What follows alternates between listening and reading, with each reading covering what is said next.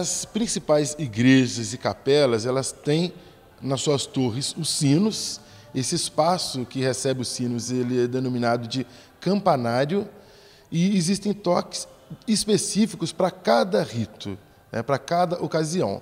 Desde pequeno, né, que eu participo aqui por morar próximo, né, fui coroinha algumas vezes aqui e peguei um pouquinho essa coisa de tocar os sinos também, né, porque essas pessoas mais velhas que mexiam com isso acabam não tendo como subir na torre mais, então a gente de curioso, né, eu corri atrás para a gente manter isso aí, que é uma coisa que nos grandes centros está se perdendo, né? Essa questão do tocar o sino.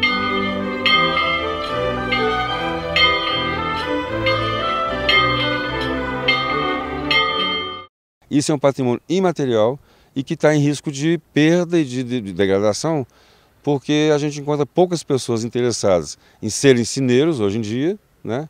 E, além do mais, a gente perdeu essa linguagem, nós não sabemos mais ler os sinos. Existe o toque de entrada, que é o toque para missas, existem os dobres, que é o dobre fúnebre, o dobre festivo, tem os toques de novenas, tem os toques de alertas, e esses toques, eles são muito difundidos aqui nos municípios mineiros, inclusive o Instituto do Patrimônio Histórico e Artístico Nacional, o IPHAN, tombou os toques dos sinos de 6 cidades históricas de Minas Gerais, e o ofício de sineiro, ele também foi tombado, ele foi reconhecido, né, foi registrado como patrimônio imaterial. Os sinos daqui são de 1870, o maior, e 1898 o sino menor, né? Então, assim, um período bem distante da construção da igreja, mas que era o mesmo último elemento que se tinha na igreja. A gente ainda usa patrimônio material e imaterial, ou patrimônio tangível, patrimônio intangível, porque a gente não conseguiu uma terminologia mais adequada, que na verdade é apenas uma separação didática que a gente faz. Salvo raríssimas exceções, um não existe sem o outro. A gente tem um patrimônio material consolidado, consagrado, reconhecido em Ouro Preto, que são nossas igrejas. Só que as pessoas na época, inclusive escravos, tinham um saber fazer essas igrejas. Esse saber fazer é o seu patrimônio imaterial.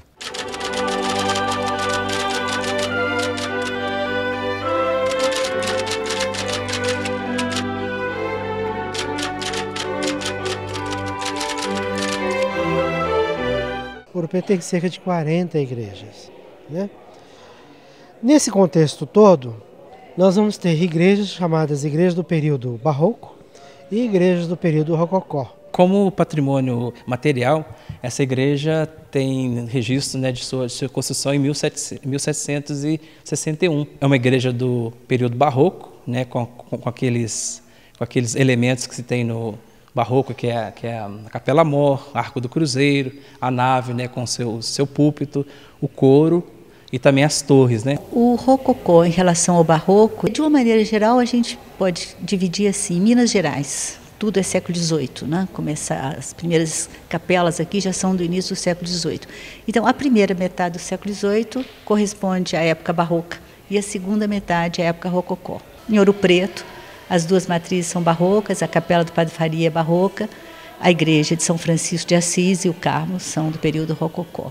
Desse conjunto inteiro, a mais importante no período rococó é São Francisco de Assis, em função de obras do Antônio Francisco de Lisboa, que é o Aleijadinho.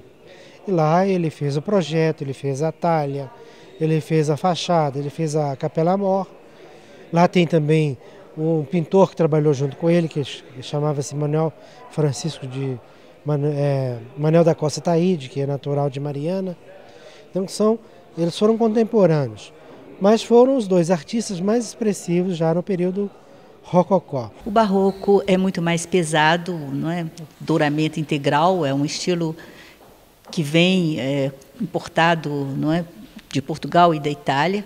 Já o rococó é um estilo francês, muito mais leve, muito mais delicado. E aqui em Mariana, por exemplo, a matriz é barroca, a Igreja de São Francisco é rococó. Brinco muitas vezes que o barroco, a igreja barroca é para se rezar em momentos de peso, sensação de culpa, dramas, tragédias. E a igreja rococó é nos momentos de alegria.